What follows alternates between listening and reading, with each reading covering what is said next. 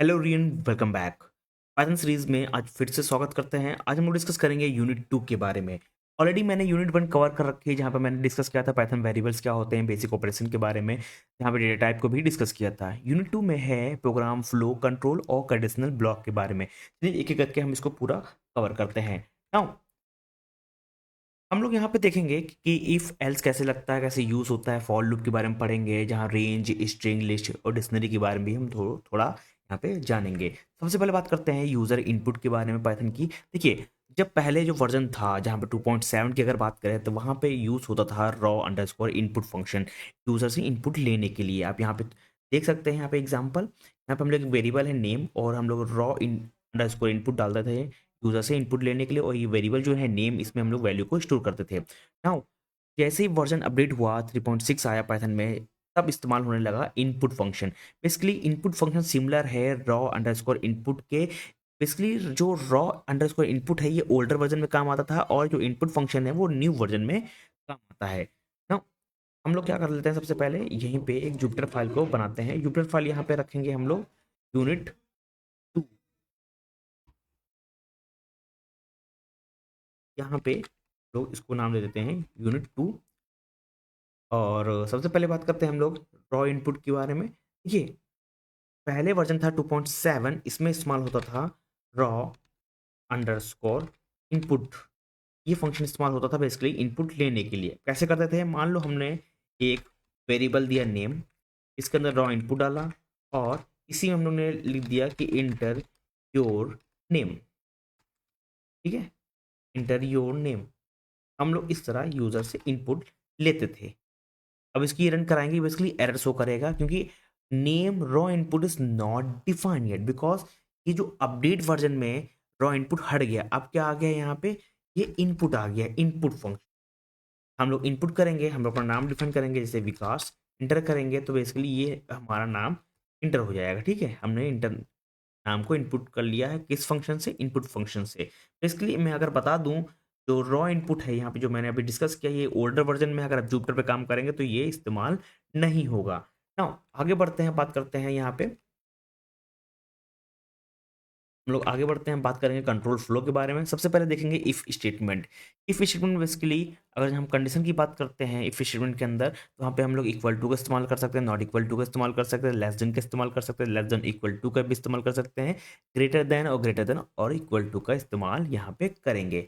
कैसे, यहाँ पे सबसे पहले मैं यहाँ पे मार्क डाउन कर लेता हूँ। हम लोग किसी बात करने जा रहे हैं यहाँ पे, इफ कंडीशन की। नाउ हम लोग इफ कंडीशन में सबसे पहले एक वेरिएबल लेंगे जहाँ पे वैल्यू स्टोर करेंगे 33, देन बी वेरिएबल भी लेंगे जहाँ पे वैल्यू स्टोर करेंगे 200, और हम लोग यहाँ पे इफ करके कंडीशन लगाएंगे जो है बी ग्रेटर देन ए कोलन, और यहाँ पे प्रिंट स्टेटमेंट में हम लोग लिखेंगे कि B is greater than A. ठीक है, उसको रन करेंगे, बेसिकली आंसर हमारा करेक्ट है। आंसर क्या आ गया, B is a greater than A, क्योंकि बी की वैल्यू क्या है 200 और ए की वैल्यू क्या है 33। दैट्स वाई जो कंडीशन क्या लगी है, B is greater than A, mean that condition is true. हमका क्या प्रिंट होकर आएगा, print B is greater than A. ना इसमें कुछ चेंज करते हैं। मान लो अगर ये ना हो, ये कंडीशन ट्रू, ये कंडीशन अभी ट्रू है, अगर ये कंडीशन फॉल्स हो जाए तो कौन सा पार्ट एग्जीक्यूट होगा। तो उसके लिए यहाँ पे आया है else if. Else if basically keyword है। ये एक प्रीवियस कंडीशन अगर फॉल्स हो जाती है, ठीक, अगर ट्रू नहीं होती प्रीवियस कंडीशन, तो ये कंडीशन एग्जीक्यूट करती है। जैसे यहाँ पे देखें, अगर ये कंडीशन जो बी ग्रेटर देन ए, अगर ये कंडीशन फॉल्स हो जाती है, तो एल इफ पार्ट एग्जीक्यूट करता है। इसको मैं अगर कॉपी कर लूँ, यहाँ पे पेस्ट कर देता हूँ न्यू सेल में, और इंटर करके यहीं पे कंडीशन हम लोग लगाते हैं जो कहते हैं एल इफ। एल इफ में बेसिकली हम लोग न्यू कंडीशन को डिफाइन कर सकते हैं। अगर ए इक्वल टू बी है, तो ये कंडीशन को प्रिंट करो। कंडीशन कौन सी, A and B are equal. ठीक है, A and B are equal, ये कंडीशन को हमारा एग्जीक्यूट करेंगे। कब एग्जीक्यूट होगी, जब हमारी एलिफ पार्ट जो है, इस कंडीशन जो ए इक्वल टू बी है, यहाँ पे अगर ये कंडीशन ट्रू होगी तब ये पार्ट एग्जीक्यूट करेगा। अगर सेल्फ इंटर करेंगे तो यहाँ पे भी ऊपर वाले पार्ट ही एग्जीक्यूट कर रहा है, क्योंकि ये कंडीशन हमारी ट्रू आ रही है ना। अगर इस कंडीशन को फॉल्स कर देता हूँ मैं, तब क्या आएगा, कोई भी कंडीशन यहाँ पे नहीं है, क्योंकि ये कंडीशन है ही नहीं, बी लेस देन ए की, ये अगर ये फॉल्स हो गया, ठीक है, B less than A false हो गया, तो ये पार्ट एग्जीक्यूट नहीं होगा। कौन सा पार्ट एग्जीक्यूट होगा, ये, इसमें क्या कंडीशन लगी हुई है, A equal to B, A equal to B है ही नहीं, तो हम लोग क्या करेंगे, एक और एलिफ पार्ट लेंगे। अगर ऊपर ये पार्ट एग्जीक्यूट नहीं हुआ, अगर मतलब, तो क्या मतलब हुआ, जो इफ पार्ट है बी लेस देन ए, अगर ये ट्रू नहीं हुआ तो कौन सा पार्ट एग्जीक्यूट करेगा, नीचे वाला पार्ट, एलिफ वाला पार्ट। अगर ये भी एग्जीक्यूट नहीं हुआ तो कौन सा पार्ट एग्जीक्यूट करेगा, फिर हम लोग एलिफ लगा सकते हैं, एक और एलिफ लगा सकते हैं। यहाँ पे क्या बोलेंगे, यहाँ बोलेंगे अगर बी ग्रेटर देन ए है, ठीक है, अगर ऐसा है तो हम लोग क्या करेंगे, यहाँ लिख देंगे बी इज ग्रेटर, ठीक है। नाउ इंटर करेंगे तो बी इज ग्रेटर वाला पाथ एग्जीक्यूट किया, क्योंकि ये कंडीशन फॉल्स हो गई, ये भी कंडीशन फॉल्स हो गई, ये कंडीशन ओनली ट्रू है, ठीक है। हम लोगों ने क्या देखा, इफ एलिफ देखा। अब बात करते हैं एल्स पार्ट। एल्स पार्ट तब काम करते हैं जब कोई भी पार्ट एग्जीक्यूट नहीं हो रहा हो, यानी कि अगर इफ पार्ट भी ट्रू नहीं है, एलिफ पार्ट भी ट्रू नहीं है, तो कौन सा पार्ट एग्जीक्यूट होगा, एल्स पार्ट एग्जीक्यूट होगा। जैसे कि जो मैंने अभी एलिफ पार्ट में जो लिखा है, इसको अगर मैं एल्स में लगा दूं यहाँ पे, तो कुछ ना करूँ, यहाँ पे एल्स लिख दूं, तो कौन सा पार्ट एग्जीक्यूट होगा, तो एक समझ लीजिए कि ये पार्ट भी फॉल्स है, elif part A equal to B वाला भी फॉल्स है, तो कौन सा पार्ट एग्जीक्यूट होगा, एल्स वाला पार्ट एग्जीक्यूट होगा। मैंने यहाँ पर रन कराया तो क्या आंसर आया, बी इज ग्रेटर। यानी कि अगर हमारा ये जो B greater than A part भी क्या होता है, फॉल्स हो जाता है, और elif A equal to B वाला पार्ट भी फॉल्स हो जाता है, तो कौन सा पार्ट एग्जीक्यूट होगा, एल्स पार्ट एग्जीक्यूट होगा, ठीक है। नाउ अब बात करते हैं शॉर्ट हैंड इफ के बारे में। शॉर्ट हैंड इफ क्या होता है, यहाँ पे मैं कमेंट लिखता हूँ, शॉर्ट शॉर्ट हैंड कर लेता हूँ यहाँ पे शॉर्ट, ठीक है। ओ सॉरी, बेसिकली हम लोग यहाँ पे मैं बुक मार्क, सबसे बेस्ट जो एग्जांपल है यहाँ पे बुक मार्क बना लेता हूँ, आपको आसानी रहेगी। मैं इसी को शॉर्ट हैंड वाले पार्ट को बुक मार्क बना देता हूँ, ठीक है। नाउ शॉर्ट हैंड का मतलब क्या होता है कि हम लोग एक ही लाइन में कंडीशन के साथ प्रिंट स्टेटमेंट भी लगा सकते हैं। Shorthand, if you have only one statement to execute you can put it on the same line as if statement. कैसे, हम लोग ए इक्वल टू मान लिए 33 ले रहे हैं वैल्यू, बी इक्वल टू हमने ले लिया 200, तो हम लोग एक ही लाइन में, या कैसे, if A is greater than B then print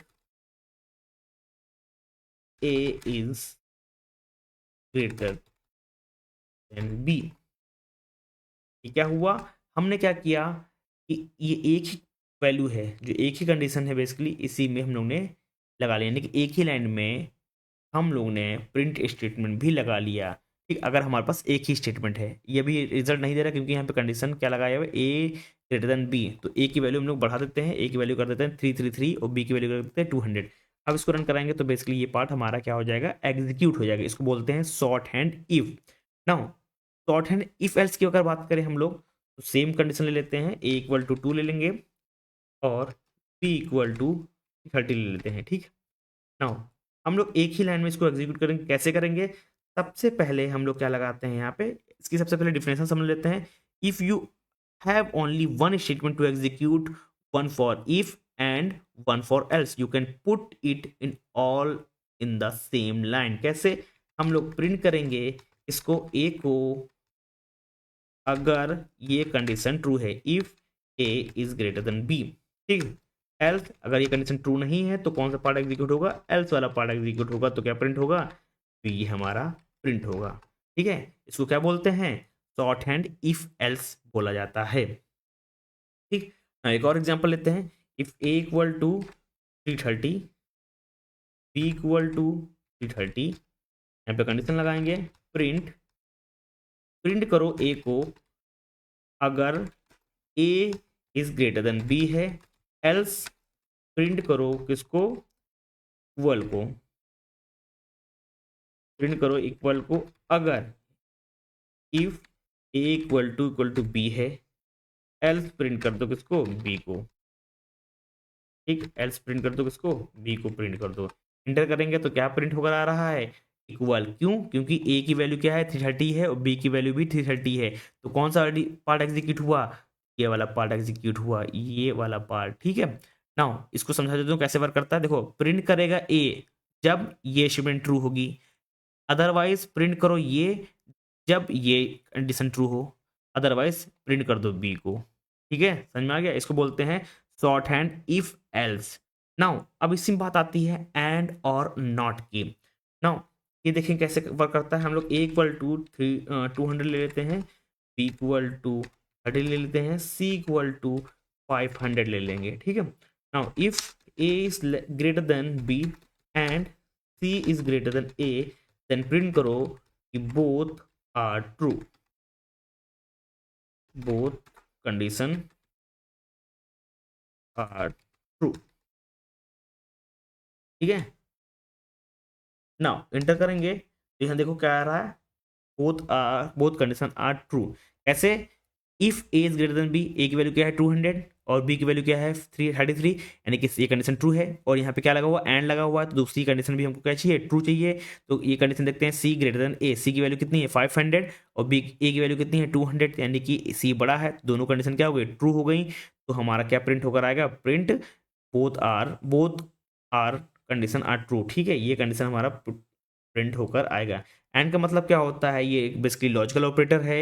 it is use to combine conditional statement. जब both statement are true, both condition are true, then it give it will print this statement. ठीक, now अब बात करते हैं same यहाँ पे और की बात करने के लिए हम लोग ने वैल्यू ली क्या, वैल्यू जो ली है सेम वैल्यू लेंगे, वो चेंज नहीं करेंगे।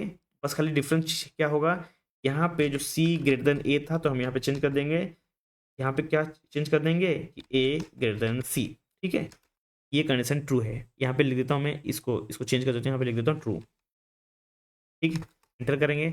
अभी ट्रू कैसे हुआ, यहाँ देखो, if A is greater than B, A greater than B मतलब 200 इज ग्रेटर देन 33 करेक्ट है, और ए इज ग्रेटर देन 3 तो ए क्या है 200 और सी क्या है फॉल्स।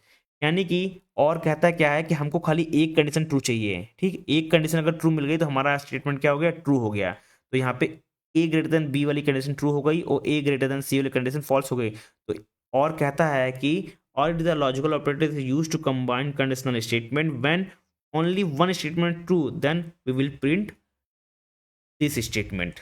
एंड क्या कहता है, हमको दोनों स्टेटमेंट क्या चाहिए, ट्रू चाहिए। और इफ के और क्या कहता है कि हमको कोई एक स्टेटमेंट ट्रू चाहिए। ठीक है, नाउ अब बात करते हैं नॉट की। नॉट कैसे काम करता है, नाउ हम लोग ए इक्वल टू 33 ले लेते हैं, बी इक्वल टू 200 वैल्यू ले लेंगे। If not A is greater than B, ठीक, तो प्रिंट क्या करो, प्रिंट करो A is not greater than B, और फॉर्म में लिख रहा हूँ। ठीक है, और इंटर कर दो। ठीक है, क्या प्रिंट होकर आ गया यहाँ पे कि ए एज क्या है 33 है और बी क्या है ये है। तो यहाँ पे ये कंडीशन फॉल्स हो गई, बट यहाँ पे क्या लगा हुआ नॉट, तो कंडीशन को कर देगा ट्रू, तो ये स्टेटमेंट प्रिंट होकर आ जाएगी। समझ में आ गया? अब बात करते हैं नेस्टेड इफ की। नेस्टेड इफ क्या होता है, मैं यहाँ पे बता देता हूँ। नेस्टेड इफ बेसिकली क्या होता है, एक इफ स्टेटमेंट के अंदर दूसरी इफ स्टेटमेंट का इस्तेमाल करना, इसको क्या बोलते हैं, नेस्टेड इफ स्टेटमेंट।